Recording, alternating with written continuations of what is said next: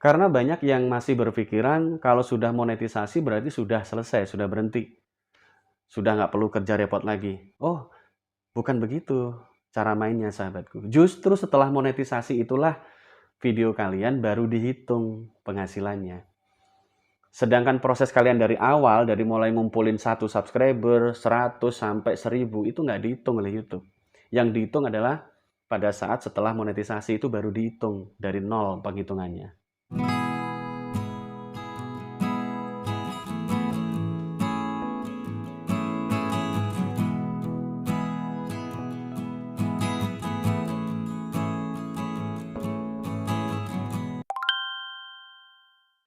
Apa kabar sahabat semuanya? Assalamualaikum warahmatullahi wabarakatuh. Selamat datang di Obor Tutor Official. Oke, kali ini kita akan mencoba membahas dari sisi yang lain ya.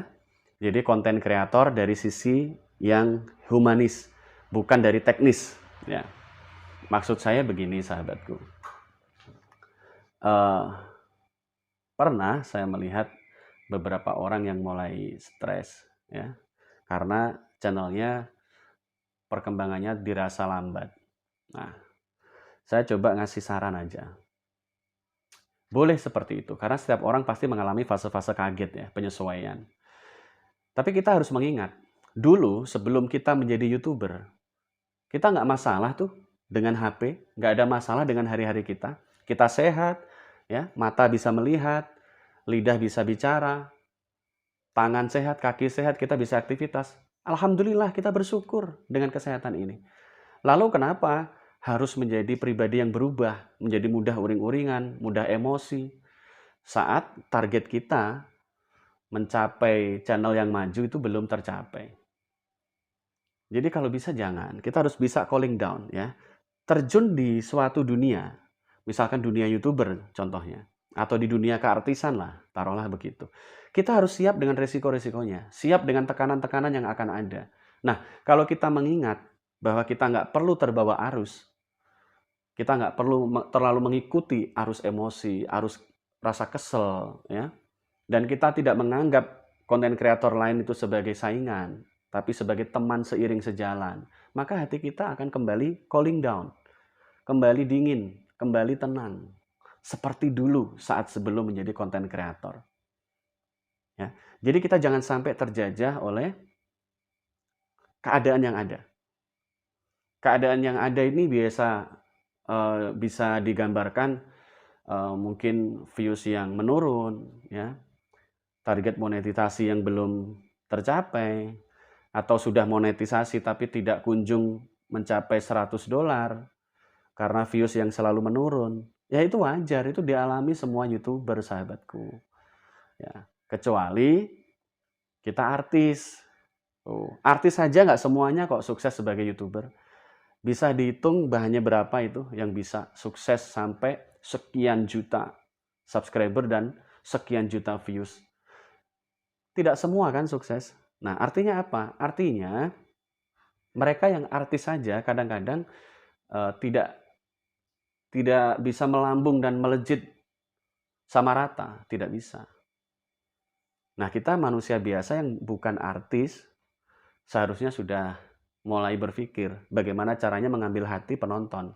Karena penonton kita bukan saja teman Saporsap. Kalau teman Saporsap ya mentoknya di angka 2000 penayangan. Di 2000 tontonan. Itu kalau semua nonton. Tapi saya yakin ada juga yang nontonnya hanya 1 menit pindah. Yang nonton 2 menit karena itu bisa dilihat di tabel analitik sahabatku. Ya. Kalau nonton full durasi bagus. Ya. Itu menguntungkan kedua belah pihak membangun algoritma. Tapi kalau ya namanya setiap manusia kan beda-beda. Ada yang 5 detik bahkan itu langsung pindah lagi ke channel lain, pindah lagi. Nggak bisa disalahkan karena memang begitulah dinamika yang ada. Ya, apalagi kalian nanti sudah memiliki 2000 subscriber, 3000 subscriber, pasti akan lebih fokus ke channel kalian masing-masing. Yakin deh. Karena apa? Kalau nggak kerja nggak akan dapat duit dari YouTube. Kalau hanya ditonton 1600, sedangkan videonya berapa jumlahnya? untuk mengumpulkan $100 agar gajian, itu paling tidak estimasinya kita harus mengumpulkan sekitar 30.000 penonton. Dan itu dibagi berapa video. Kalau masing-masing video 2.000 yang nonton, bagus. Kalau kalian punya stok, misalkan 60 video, gajinya agak lumayan.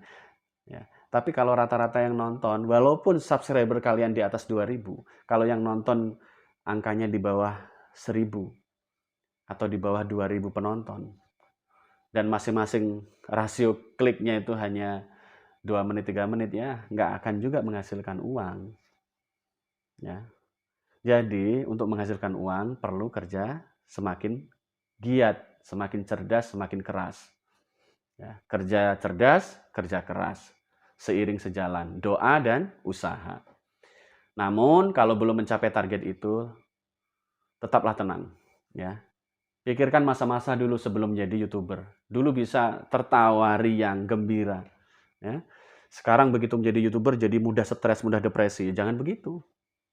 Jangan sampai hal ini merubah kita. Jangan sampai masalah-masalah channel ini merubah pribadi kita menjadi pribadi yang pemarah, pribadi yang mudah kesal, dan lain-lain. Karena yang mengalami perjuangan seperti ini bukan hanya kita, sahabatku, tapi semua YouTuber yang berangkat dari nol, yang sekarang bisa mencapai level-level tertentu, mereka pernah mengalami masa-masa seperti yang kita alami saat ini. So, kita harus tetap tenang. Ingatlah masa-masa bahagia sebelum jadi YouTuber. Ya, ingatlah hari-hari yang menyenangkan. Ya, jalani kontenmu dengan semangat yang riang gembira. Jadi bermain YouTube dengan riang gembira itu harus dipertahankan. Kalau tidak dengan riang gembira, nanti mudah stres, sakit nanti. Bukan hanya sakit tubuh kita, lambung kita, tapi juga pikiran yang sakit. Kalau hilang ketenangan, hilang ketentraman, ya itu sudah bahaya, sahabatku. Ya, itu akan merusak hidup kita sendiri. Jadi jangan terjajah ya. Jangan terjajah oleh keadaan apapun. Kita terjun sebagai YouTuber sudah siap dengan resikonya. Risiko untuk terus berkarya. Terus berkarya. Kalau ingin mendapatkan hasil, ya terus kreatif. Itulah pekerjaan YouTuber. Harus terus mencari ide dan mengaktualisasikan ide dalam bentuk konten. Jadi perjuangan yang sebenarnya adalah perjuangan setelah monetisasi. Disitulah konten kita akan diadu dengan konten-konten lain. Apakah bisa merebut hati pemirsa di masyarakat umum? Jawabannya tergantung pada usaha kita dan daya kreativitas kita. Selamat berjuang, sahabatku. Jangan pernah menyerah, selalu kreatif, dan pelajari tabel analitik mulai dari sekarang. Pahami penonton kalian dari mana, usianya berapa saja, dan jam berapa kalian bisa upload. Itu harus dicermati, karena masing-masing channel memiliki ciri khas masing-masing. Niche tertentu nggak bisa disamakan dengan niche lain. Niche tutorial dengan niche hantu itu nggak bisa dicampurkan. Ya, niche mukbang dengan niche misteri itu tidak bisa dicampur. Masing-masing punya tantangannya sendiri-sendiri. So, selamat berkreasi dan tetaplah sehat jiwa dan raga, jaga ketenangan hatimu, jaga ketenangan pikiranmu agar kita selalu sehat dan terus bisa berkarya. Nikmati hidup, sahabatku. Nikmati hidup dengan bersyukur. Wassalamualaikum warahmatullahi wabarakatuh.